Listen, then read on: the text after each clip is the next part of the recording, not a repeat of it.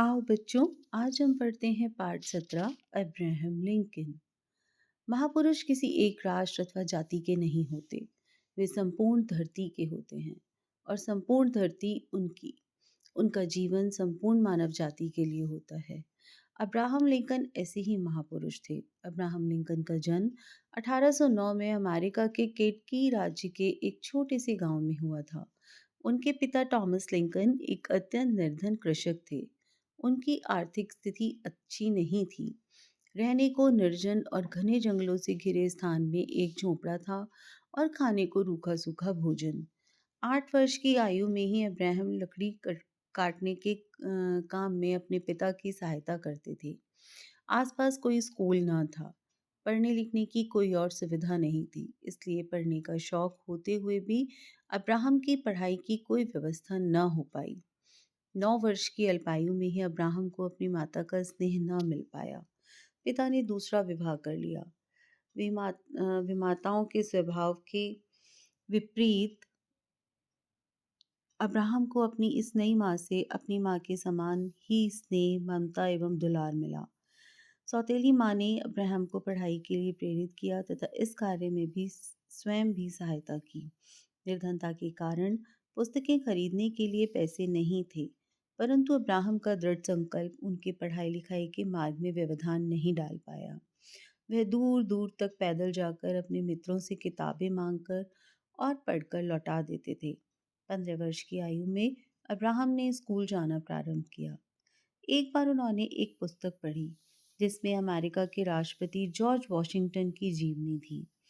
इस पुस्तक ने उन्हें इतना प्रभावित किया कि उन्होंने मन ही मन निश्चय कर लिया कि वे भी एक न एक दिन अमेरिका के राष्ट्रपति बनेंगे।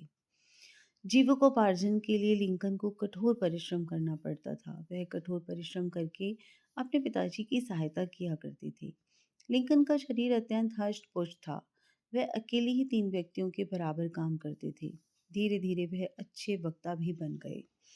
एक बार अब्राहम ने दक्षिण के राज्यों में दासों को खेतों पर काम करते देखा। वह न्यू आयरलैंड्स नगर भी गए जहां दासी का क्रय विक्रय होता था। मनुष्यों को पशुओं की भांति नीलाम होते देखकर उनके हृदय को बहुत आघात पहुंचा। उन्होंने इसी दिन यह निश्चय कर लिया था कि चाहे कुछ भी हो, एक ना एक दिन इस अमानवीय तथा क्रूर प्रथा को समाप्त करके ही रहूंगा।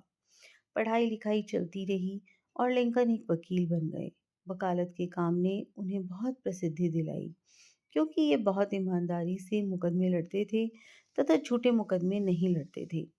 धीरे धीरे इन्होंने राजनीतिक गतिविधियों में भाग लेना प्रारंभ कर दिया और राज्य विधानसभा के चुनाव में खड़े हुए, पर हार गए। इन्होंने हिम्मत नहीं हारी और दूसरी बार में विधानसभा के सदस्य चुन लिए गए। उन्हीं दिनों अमेरिका में दास प्रथा को लेकर तीव्र मतभेद पैदा हो गए थे। लिंकन ने रिपब्लिकन पार्टी की ओर से दास प्रथा के विरोध में अपने विचार रखे, जिससे जनता बहुत प्रभावित हुई। सन 1860 ईस्वी में अमेरिका में राष्ट्रपति का चुनाव आया। रिपब्लिकन पार्टी ने इन्हें राष्ट्रपति पद के लिए अपना उम्मीदवार बनाया। लिंकन विजयी हुए। इस चुनाव में एक निर्धन किसान का बेटा अमेरिका का राष्ट्रपति बन गया। अमेरिका के शासन की बागडोर संभालते ही इन्होंने दास प्रथा की समाप्ति की घोषणा कर दी। दक्षिण अमेरिका के कुछ राज्य दास प्रथा को जारी रखना चाहते थे। उन्होंने विद्रोह कर दिया। सशस्त्र युद्ध आरंभ हो गया, परंतु लिंकन अपने संकल्प से टस से मस नहीं हुए। अंततः लिंकन की जीत हुई। लिंकन अपनी योग्यता, दृढ़ संकल्प, साहस तथा अन्य विशेषताओं के कारण दोबारा भी अमेरिका के राष्ट्रपति चुने गए। 14 अप्रैल 1885 को लिंकन अपनी पत्नी के साथ एक नाट्यशाला में नाटक देख रहे थे। तभी विकल्सवर्थ नामक एक व्यक्ति ने गोली मारकर उनकी हत्या कर दी। लिंकन की मृत्यु से अमेरिका ही नहीं, समूचा विश्व शोक में डूब गया। लिंकन ने दास प्रथा का उन्मूलन करके स्वयं को अमर कर लिया था। हमारे देश में जो सम्मान राष्ट्रपिता महात्मा गांधी को दिया जाता है, अमेरिका में वही सम्मान लिंकन को प्राप्त है।